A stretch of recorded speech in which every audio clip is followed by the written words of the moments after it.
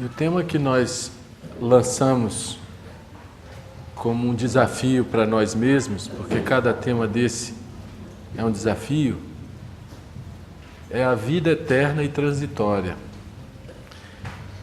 Sempre gosto de lembrar que eu não vim aqui ensinar nada a vocês. A gente está sempre aprendendo junto. E quando a gente vai tratar de um tema como esse, é muito importante que todos estejam na mesma sintonia, que todos estejam refletindo juntos, tentando compreender juntos. Porque se assim não fosse, se fosse um mero despejar de ideias e conceitos que eu porventura tivesse e viesse jogar em vocês, talvez isso tivesse muito pouco valor, porque são apenas ideias e palavras. Mas quando a gente, ao invés de ficar apenas no campo das ideias, a gente tenta observar juntos, a gente tenta compreender juntos, existe um movimento muito diferente. Existe uma concentração de energia, um enfocar que tem uma qualidade de percepção diferente. Então, na verdade, num trabalho como esse, o orador, ele apenas conduz a reflexão, mas ela é feita por todos que estão participando e depois, naturalmente, poderão contribuir nesse trabalho. Muito bem, nós vamos falar sobre a nossa vida. A gente vê muitas religiões falando na vida eterna, tanto no cristianismo, no budismo, o nirvana, todas elas, de alguma maneira, falam em alguma coisa que tem a ver com a eternidade. E por outro lado, existe um fato inexorável, um fato inafastável, que é exatamente a transitoriedade da vida material. Apesar de que nós, em geral, queremos fugir desse fato óbvio, que é que a vida física, a vida material é apenas uma passagem, nós, em geral, não gostamos nem de pensar nisso, porque se tem alguma coisa que nos horroriza é a morte. Então, nós vivemos e agimos como se esse corpo, esse nome, essa pessoa que é cada um de nós, fosse durar eternamente. E se nós falamos em morte, esse é um assunto que já nos causa um constrangimento, um incômodo. Nós não gostamos nem de refletir a respeito e preferimos não pensar nisso e imaginar que seja uma coisa longínqua. Sei lá, daqui a 30 anos, 40, 50, não sei, a gente joga sempre um número o mais distante possível em relação a esse fato morte, do qual nenhum de nós tem como escapar. E é interessante observar que o nosso apego a essa vida que é transitória, e como eu disse, essa transitoriedade é um fato irrefutável, ele naturalmente é fundamentalmente uma fonte de sofrimento. Cada um de nós vive uma história pessoal, como se a nossa vida, a vida de cada um de nós, fosse um filme específico, no qual nós somos o personagem central e tem uma série de outros personagens que são as pessoas com as quais a gente está relacionado, as pessoas que nós conhecemos, umas mais intimamente, outras mais distantes, umas as quais a nossa relação é bem próxima e, portanto, elas têm um papel decisivo nesse filme particular, que são as nossas vidas, outras que participam dessa história apenas como coadjuvantes, aquelas pessoas que a gente conhece, que se encontra na rua, cumprimenta, mas também, se souber a notícia que ela morreu, a gente vai pensar, coitada, Deus a tenha, e não vai mudar muito a nossa própria vida. Então, nós vivemos essa história particular, esse filme particular, e naturalmente queremos que ele se eternize. E nos apegamos a essa história pessoal, e quando alguém do nosso relacionamento mais próximo venha a falecer, ou venha a morrer, ou nos abandona, ou não quer saber de nós mais, de alguma maneira, nós sofremos, porque é como se parte daquele filme, ou alguém daquele filme, deixasse de compor a história que nós queremos que continue.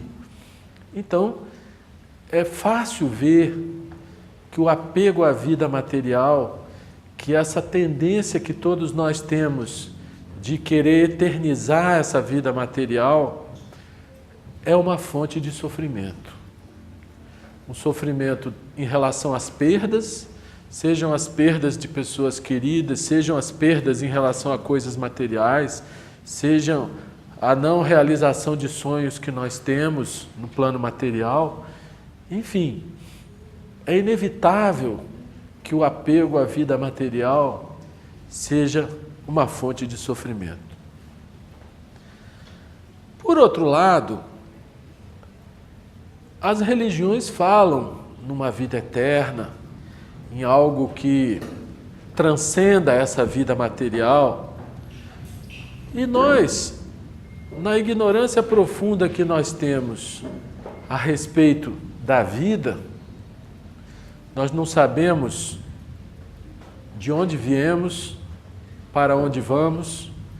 Nós sabemos que há 100 anos atrás nenhum de nós estava aqui, e provavelmente daqui a 100 anos também nenhum de nós estará. Então, em face da nossa ignorância a respeito do que é a vida, essa coisa tão vasta, tão ampla, tão maravilhosa, nós começamos a projetar muitas ideias religiosas.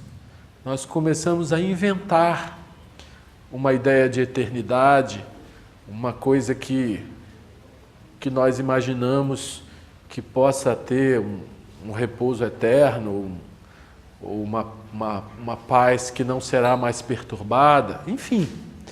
Mas a verdade é que nós somos profundamente ignorantes sobre tudo isso.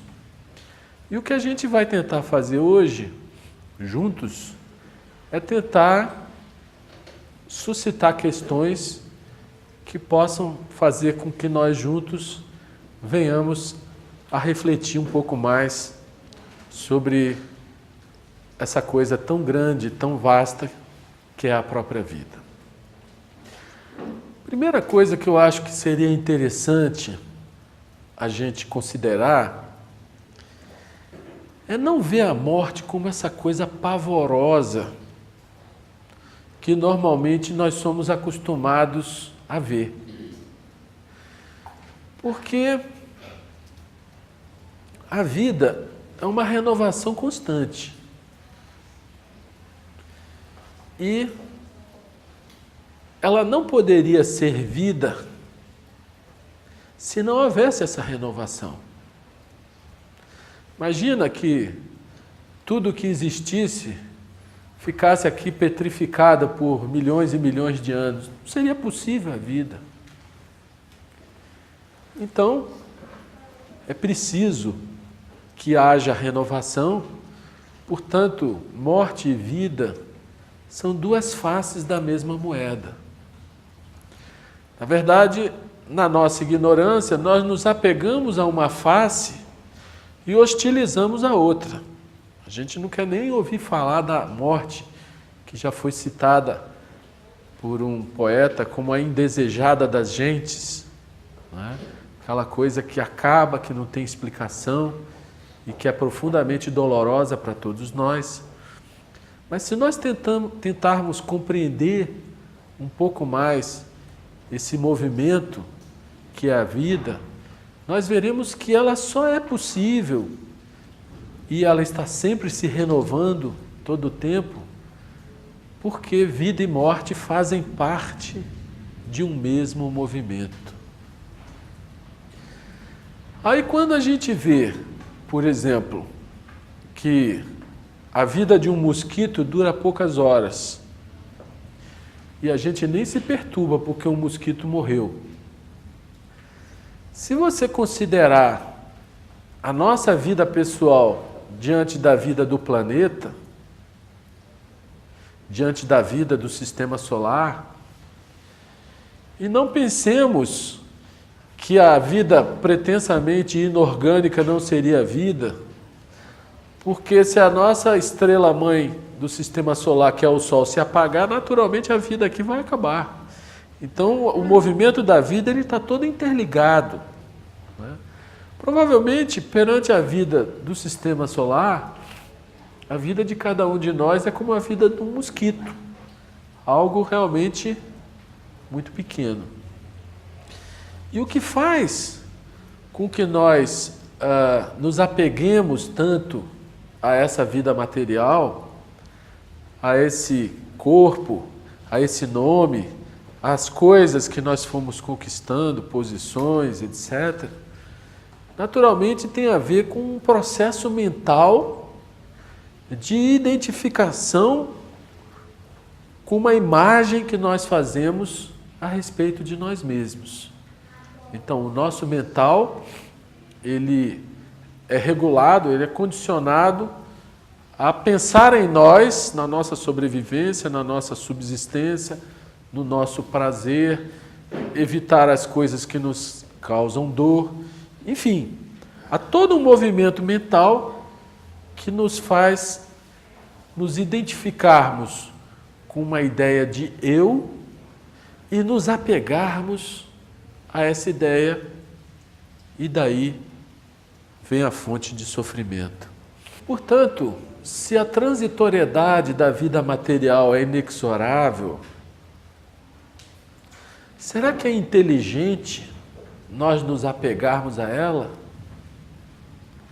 Será que não seria mais inteligente nós, ao invés de nos apegarmos, de nos enrijecermos mentalmente, será que não seria mais inteligente nós vivermos a vida junto com o movimento dela, aceitando naturalmente esse movimento e compreendendo, não apenas no sentido intelectual ou racional, compreendendo que a morte faz parte da vida? Porque se nós encararmos a morte com a mesma naturalidade que nós encaramos o nascimento de um bebê, e nós só o faríamos se tivéssemos uma plena compreensão de todo o nosso processo de apego a tudo o que é transitório, talvez a vida ficasse mais leve, mais bela, mais natural, mais harmônica. Enfim, eu vejo que essa questão da transitoriedade, a compreensão dela e a aceitação natural dela, permite com que a gente viva de uma maneira muito melhor. E o que nos impede de aceitar isso é a nossa identificação, o nosso apego a uma imagem mental que nós criamos de nós mesmos, muitos chamam de eu, um eu psicológico, que por sua vez é fonte de sofrimento. Será que essa coisa que as religiões falam, os grandes instrutores religiosos, falam de um eterno que sempre existiu e sempre existirá, e que o universo inteiro seria uma manifestação dessa coisa eterna, até no Brahmanismo, que é a religião indiana, eles falam nos dias e noites de Brahma. Eles falam que o universo é criado como se fosse uma respiração, dura não sei quantos trilhões de anos, depois ele é todo destruído num processo cíclico de criação e destruição. Isso em relação ao universo material, ao universo externo. E que toda a criação e destruição do universo teria a ver com um processo que vai a níveis de matéria mais sutis, níveis de matéria que são menos densos, e que de alguma maneira tem a ver com o que muitas religiões chamam de espiritualidade. Será que isso tem algum fundamento? Será que existe alguma coisa que transcenda o tempo, o simples nascer e morrer? A resposta a essa pergunta, ela não pode vir com meras palavras. Porque a gente pode dizer sim, não. A gente pode começar a citar um monte de crenças que nós fomos acostumados, que nós recebemos na nossa educação familiar ou religiosa. E quando a gente tem respostas para as coisas, a nossa investigação cessa, porque a gente já sabe. E a gente se contenta com palavras e, no fundo, a gente continua na mesma ignorância.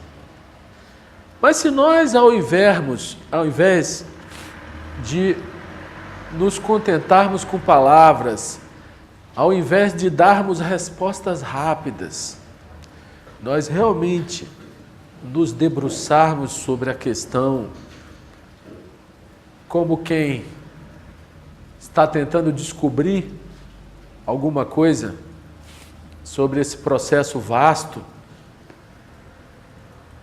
que é a vida, a gente pode atuar como aquele bebezinho que está engateando, começando a descobrir o mundo, né, dando seus primeiros passinhos.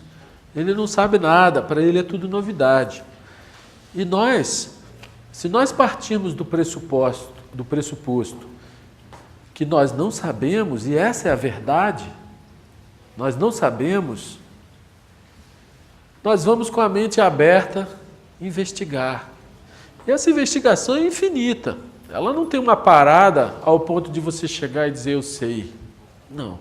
Você simplesmente vai ampliar seus horizontes, você vai compreender mais profundamente, mas o processo do despertar da consciência, ele é infinito. Sempre haverá mais o que compreender. Para a gente falar em eterno, em algo que transcenda o tempo, é preciso a gente refletir sobre o tempo. O que é o tempo? A gente conhece o tempo enquanto movimento dos ponteiros do relógio, movimento do planeta em torno de si mesmo, movimento do planeta em torno do Sol. Então a gente repara que o tempo cronológico, que tem a ver com os ponteiros do relógio, com os dias e as noites, com o passar das estações e dos anos, ele nada mais é do que uma medida de um movimento. Então a Terra é um planeta que está em movimento no espaço. Ela se movimenta a uma velocidade superior a 100 mil quilômetros por hora.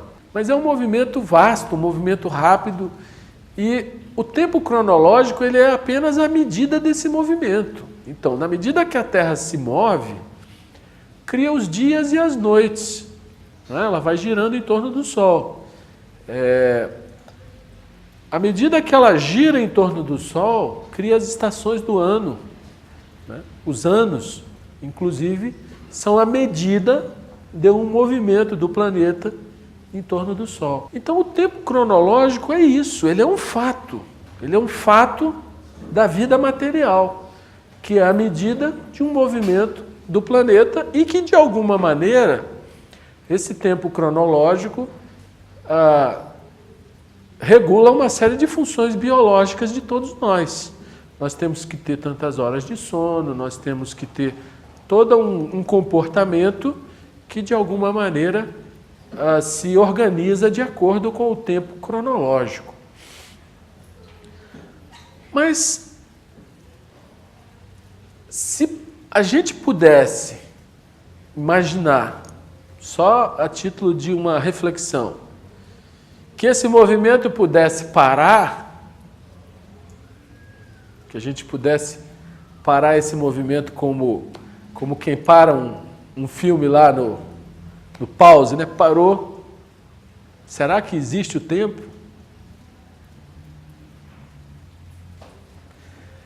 É inevitável que o tempo cronológico é um fato. Nós não vamos parar o movimento da Terra, né? Mas, por outro lado, se nós olharmos a nossa vida dentro do tempo, o que acontece? A gente divide o tempo em passado, presente e futuro. É assim que a gente divide o tempo.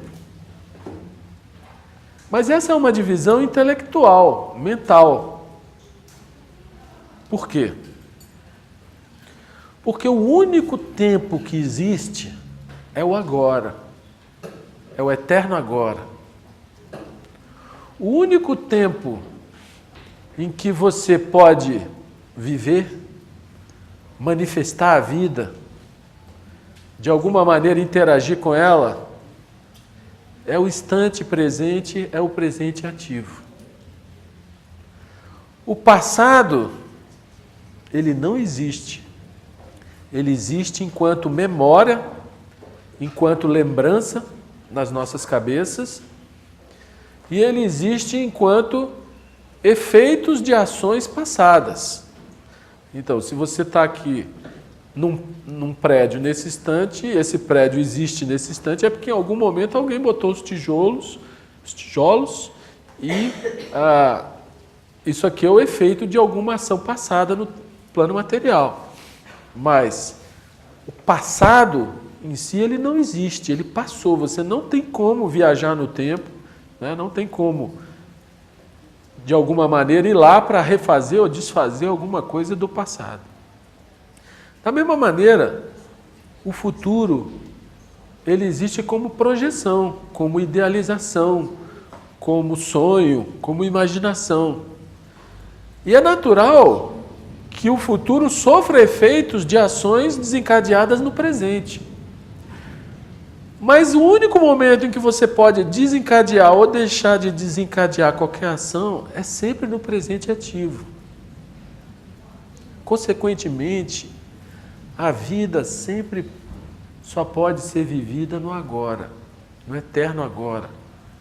E o tempo psicológico, que é exatamente essa coisa, fui isso, você aquilo, faço isso para obter aquilo, tem a ver com uma estrutura mental em que todos nós estamos enredados, e essa estrutura mental de projeção e de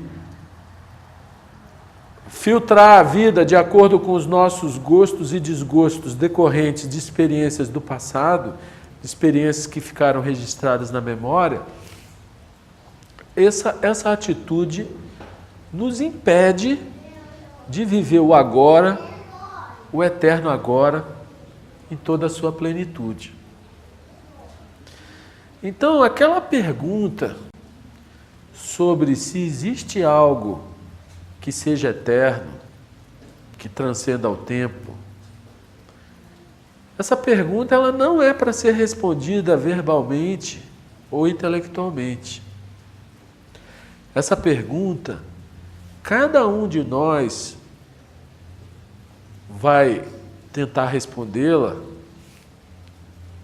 observando a si mesmo tentando observar esse fenômeno tão vasto, tão grande, tão amplo, que se chama vida, e ver que só no instante presente, no eterno agora, é que pode existir manifestação de vida.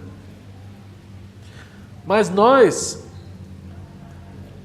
como nós não vivemos o agora em toda a sua plenitude, como nós não somos capazes de nos esvaziar dos registros que foram sendo impressos na nossa memória, nós não somos capazes de ver a vida de uma maneira nova.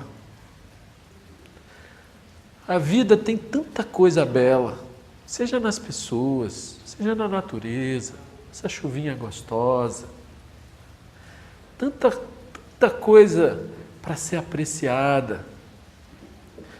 Mas só é possível apreciar se nós temos olhos para ver. E normalmente nós não temos olhos para ver, nem ouvidos para ouvir, porque nós estamos muito ocupados com os nossos próprios interesses, com esse processo mental de vir a ser, de chegar a algum lugar, de conquistar algo, ou de resolver algum problema que está me incomodando e eu não sei como sair dele. E normalmente os problemas têm a ver com os meus próprios desejos em conflito, porque quando eu tenho apenas um desejo e eu posso realizar esse desejo, eu realizo e acabou o problema. Agora, quando eu tenho desejos em conflito, desejos incompatíveis, aí eu tenho um problema.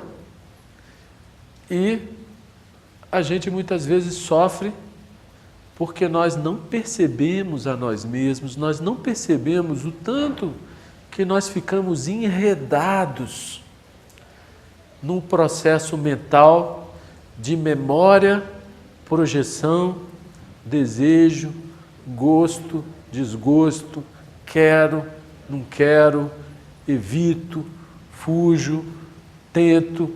A nossa vida é uma luta. Enquanto a gente estiver preso nessa roda viva, nesse vir a ser, nesse processo de autoafirmação, de querer ser alguém, querer ser importante, querer ser reconhecido, querer chegar em algum lugar, que é um processo de eu, é um processo ilusório, porque esse eu vai acabar algum dia, ele vai ter que se desfazer algum dia. Eu nunca vou descobrir se existe algo que possa ser chamado de eterno, de absoluto, de Deus, de sagrado, enquanto eu estiver enredado nesse emaranhado mental e emocional que eu próprio criei e que limita a minha vida, faz ela pequena, estreita, insensível, autocentrada. Isso acontece com todos nós e com todos os seres humanos nesse planeta. Raros são aqueles seres luminosos que conseguem ter um amor tão grande e uma inteligência tão profunda, que são pessoas que, quando estão no mundo, não são do mundo. Eles têm a sua consciência fixada no eterno. E eles dão muito pouca importância a uma série de coisas pelas quais nós estamos aqui lutando, prontos para matar ou para morrer. Seres como Jesus Cristo, como Buda e alguns outros que já tiveram entre nós, que viveram o instante presente em toda a sua plenitude e glória,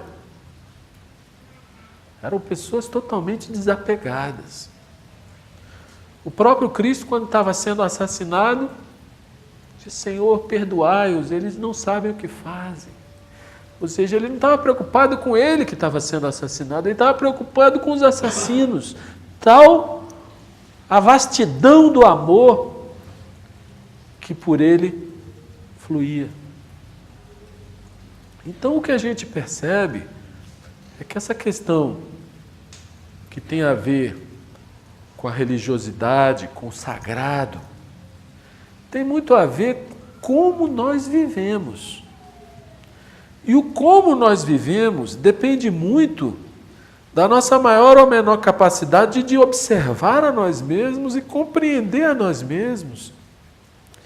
E ver os processos que nós criamos, os emaranhados mentais e emocionais que nós criamos, o nosso apego a esse filme particular. E a vida é infinitamente mais vasta do que esse filme particular que é a vida de cada um de nós.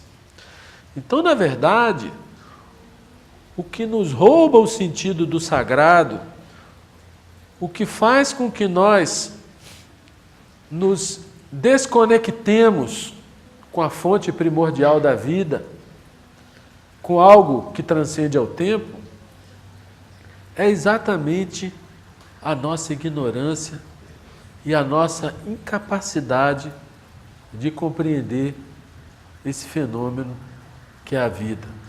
E nós, ao nos apegarmos à nossa história, à nossa pessoa, ao nosso filme particular, nós segmentamos essa pessoa e essa história pessoal, nós separamos ela do vasto movimento da vida, que é um movimento muito amplo. Então, se nós queremos viver no eterno, é preciso que nós saiamos um pouco, nem que seja por alguns instantes, desse centro de autopreocupação, desse centro de autointeresse, que é exatamente uma vida em que nós criamos estruturas mentais e emocionais que estreitam o movimento da vida, e nos abramos para o movimento vasto, onde o eu não existe. E há uma passagem dita por Krishnamurti, que eu considero fantástica, que ele diz assim: onde o eu está, o amor não está. A única coisa que pode realmente nos tirar dessa vida estreita e medíocre, que é a nossa vida pessoal, é o florescer de uma energia universal que se dá o nome de amor, mas a palavra não é a coisa. A gente não pode se apegar à palavra, porque a coisa é sutil. A coisa só aparece quando há uma profunda serenidade interna, quando nós somos capazes de serenar emoções, de silenciar naturalmente os pensamentos e permitir que venha a nós naturalmente uma coisa que não é produzida pela nossa ideia de que ela deva existir, mas apenas nós preparamos o terreno para que aquela plantinha germine e floresça, que é um sentimento de afeição, de simpatia, de carinho, que não escolhe entre feios e bonitos, entre justos e injustos, entre gordos ou magros, altos ou baixos, enfim. Não há nada mais sagrado na nossa vida do que quando floresce, em raras ocasiões, porque em geral a gente não permite esse florescimento, desse sentimento de simpatia profunda, sentimento de afeição profunda, sentimento de estar junto, de estar ouvindo por inteiro, de estar vazio de conceitos, ideias e fórmulas, métodos. O amor só é possível quando de fato nós nos esvaziamos e abrimos um espaço para que essa energia que permeia todo o universo, essa energia que faz com que o universo seja um cosmos e não um caos. Essa energia harmoniza a nossa vida junto com tudo com o que nós estamos relacionados. Então, em todos os relacionamentos, seja com marido, esposa, filho, parente, vizinho, colega de trabalho, amigo, no trânsito, em todos os relacionamentos, quando os problemas aparecem, é porque o eu está presente. É a imagem mental de mim mesmo querendo se autoafirmar, querendo julgar os outros, querendo convencer os outros do que é certo e do que é errado, querendo manipular a vida dos outros. Enfim, esse eu, que é essa imagem irreal que nós criamos de nós mesmos e do que é certo e do que é errado, ele quer interagir com tudo. E daí o conflito e o sofrimento. Quando nós somos capazes de perceber essa imagem de autoimportância, de coitado de mim, ou tantas outras que a gente é capaz de gerar, e ver a falsidade dela, ver que nós não somos nada, que conceitos são apenas memórias, seja na nossa cabeça, seja na cabeça dos outros. Enfim, quando nós nos esvaziamos de todas essas imagens que nós estamos gerando o tempo todo, nós abrimos espaço interno para que uma inteligência mais sutil, mais penetrante, mais profunda, mais compreensiva, mais harmônica, venha a nós. Por isso que quando Krishnamurti fala, o budismo fala e tantos outros falam da importância de se esvaziar, é exatamente aprender a morrer para tudo isso que nós acumulamos, para que a memória tenha uma função prática e saudável apenas, mas para que ela não restrinja a nossa liberdade, para que ela não estreite ou apequene esse movimento tão vasto que é a vida, que existe dentro e fora de nós. Então, meus amigos, eu vejo que a vida é ao mesmo tempo eterna e transitória. A literatura teosófica, ela fala que nós temos um lado eterno e imortal, que estaria sujeito a um processo de reencarnações, não só humano, mas animais, plantas, tudo que vive. E outra parte mortal, que é essa externa, essa que morre. Corpo físico, emoções, pensamentos, tudo isso vai ser apagado em algum momento. Essa explicação é uma explicação interessante e bastante razoável, na medida em que coexiste o eterno e o transitório.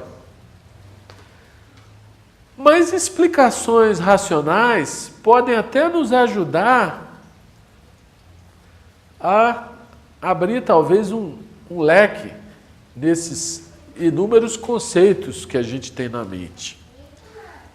Mas a descoberta de algo que transcenda o tempo, ela não é apenas uma afirmação racional. É um processo interno que só a própria pessoa pode experimentar. Só ela pode, no laboratório vivo que é ela mesma, e cada um de nós é um laboratório vivo, perceber em nós o que é eterno e o que é transitório. Toda vez que nós estamos fixados na ideia de eu e de meu, e a nossa consciência gira em torno disso, pode saber que nós estamos vivendo no transitório, na parte mortal que em algum momento vai ter que largar tudo.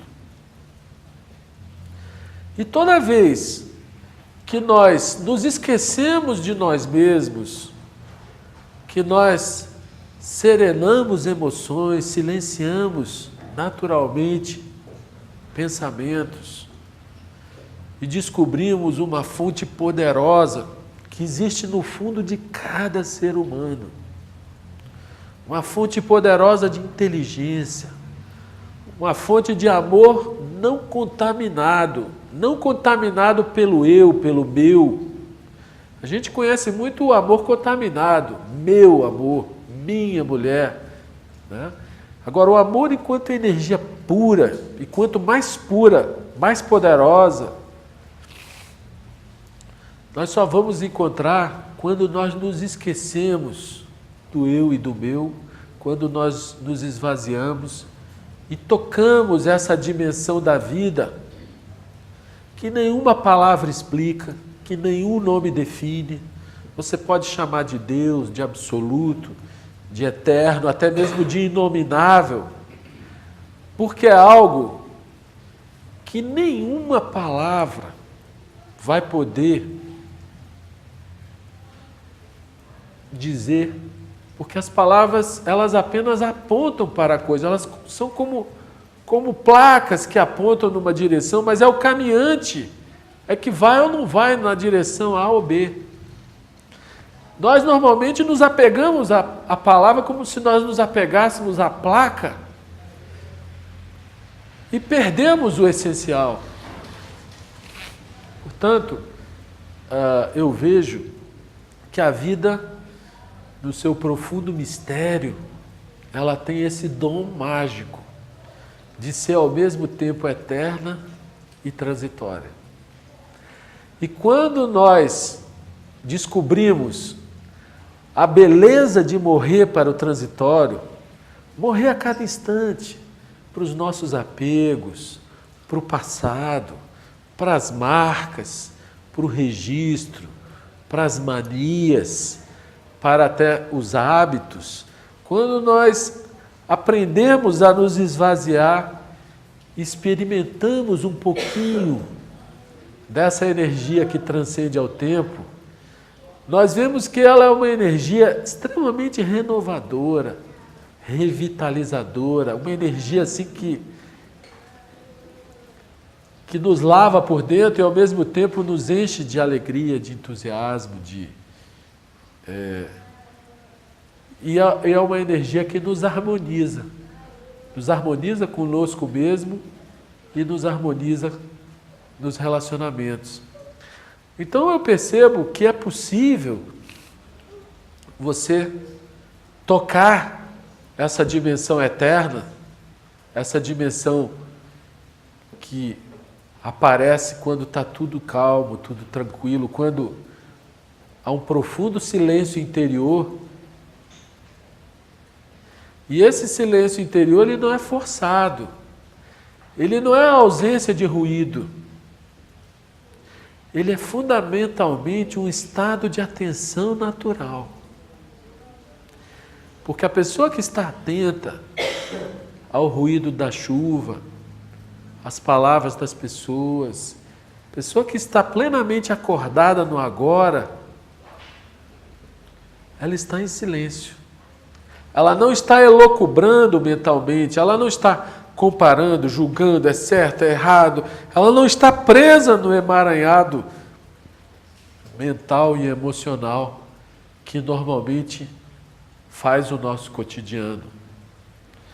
Então, tocar o eterno significa, fundamentalmente, esvaziar-se desse emaranhado, e isso significa que há uma oxigenação.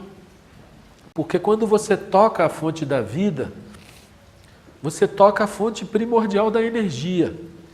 E essa energia pura, incontaminada, ela oxigena toda a nossa vida, todo o processo mental, emocional, os relacionamentos, eles são purificados na medida em que você morre para o seu sentimento de autoimportância, para o seu apego a tudo que é externo e recebe essa influência maravilhosa que não tem nome nem tem forma. Existe uma passagem no livrinho Luz no Caminho que ele diz assim: aferra-te ao que não tem forma nem substância, pois nada que é externo a ti pode vir em teu socorro. Olha que coisa linda, né? A gente é acostumado a nos apegar às coisas externas, achando que a nossa salvação, a nossa proteção, a nossa satisfação, a nossa felicidade, ela está condicionada a situações externas, sejam relacionadas a coisas ou pessoas. E o livrinho, um livrinho pequenininho, diz: aferra-te ao que não tem forma nem substância, pois nada que é externo pode vir em teu socorro. Como é que a gente vai se aferrar a algo que não tem forma nem substância? Ou seja, é preciso compreender que existem níveis de densidade de matéria diferente, que existe a matéria física. Tanto na física a gente vê o sólido, o líquido, o gasoso, que são densidades diferentes, né? O sólido é rígido, o gasoso é fluido e tudo isso é matéria. Não é assim? Então, assim como existem esses níveis de densidade de matéria, existem outros níveis ainda mais sutis. O emocional, por exemplo, ele é mais sutil do que o físico, mas ele é mais denso do que o mental, ele é mais lento, mais pesado, né? O mental é rápido, é ágil. Ainda assim, existem níveis de matérias mais sutis do que o mental e que tem a ver com essa dimensão onde o tempo não existe, onde você pode experimentar por você mesmo, não porque alguém falou, mas porque cada ser humano tem dentro de si essa ligação com a fonte primordial da vida. Muitas religiões explicam isso de muitas maneiras. E as pessoas se agarram às palavras e depois fazem guerra por causa das palavras. Então a gente tem que ter bem claro que as palavras não são uma coisa. As palavras são tentativas de mostrar alguma coisa que só a própria pessoa, só cada um de nós pode tentar descobrir e experimentar. Eu não sei, eu acho que refletir sobre isso é extremamente saudável, porque a única coisa que realmente importa é a gente viver de uma forma diferente, é a gente tentar mudar essa vida que é um caos para um cosmos. E essa mudança só ocorre a partir de cada um de nós. A mudança, ela tem que partir do indivíduo. E o florescimento tem que vir de dentro para fora. Não é com palavras, nem com palestras, nem com doutrinação, nem com propaganda, que nós vamos transformar esse mundo que é o caos num cosmos.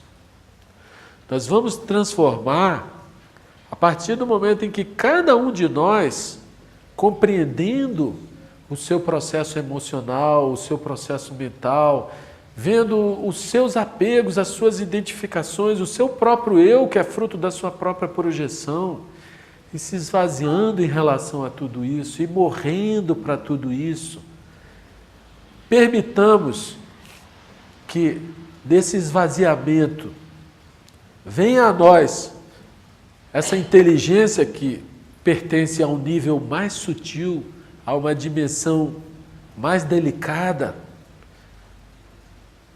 e transforme as nossas vidas. Nos harmonize interiormente e nos harmonize com os outros, nos relacionamentos. Então a transformação do mundo, ela sempre começa na transformação de cada um de nós. E o grande equívoco que muitas religiões fazem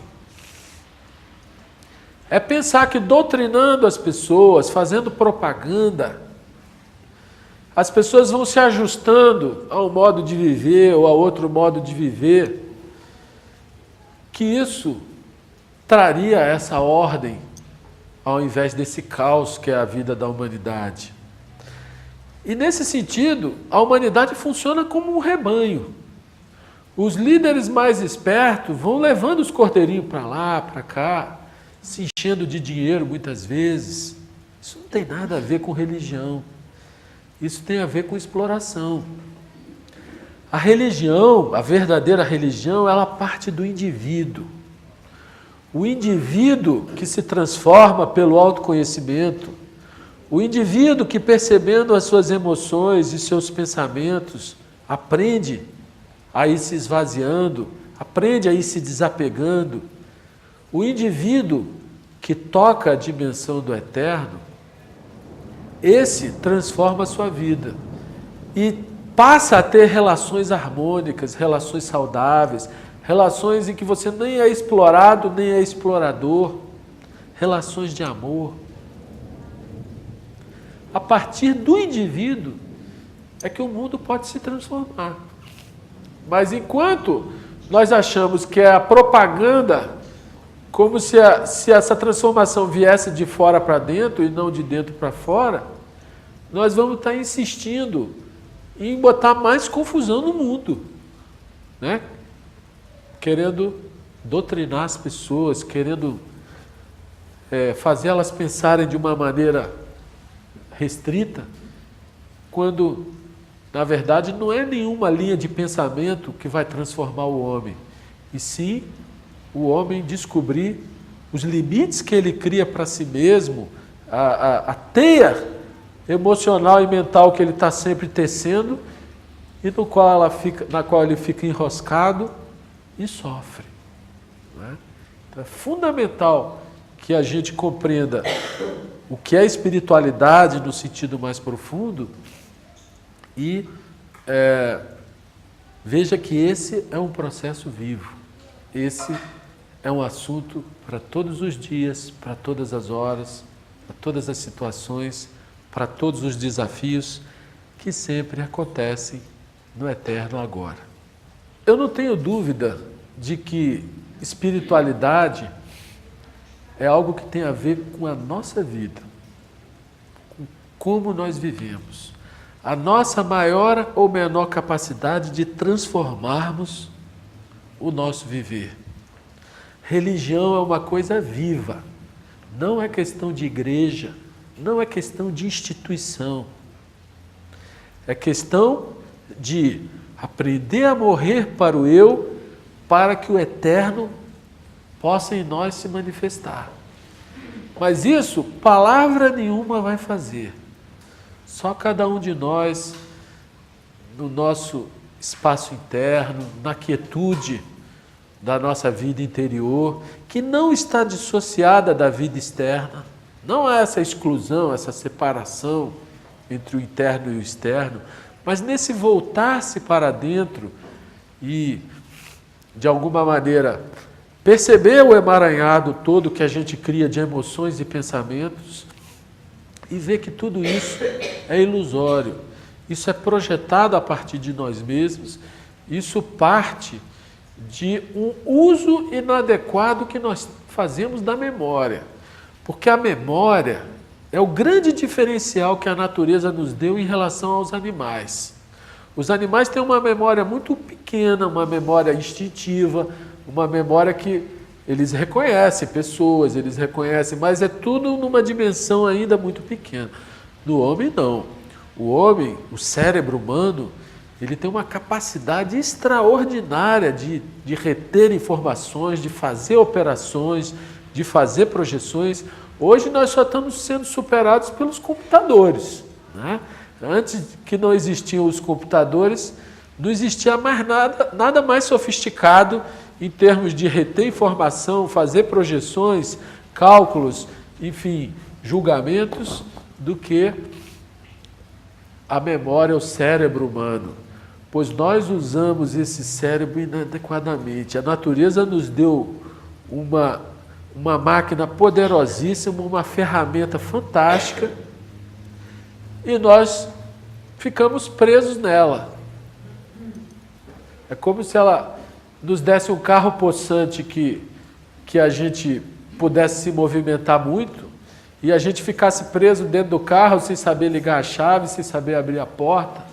É mais ou menos isso que a gente faz e vivesse ali aquela vidinha estreita preso dentro do carro. Isso é só uma analogia para tentar mostrar como o nosso processo mental e emocional estreita e nos separa desse movimento maravilhoso e amplo e vasto que é a vida.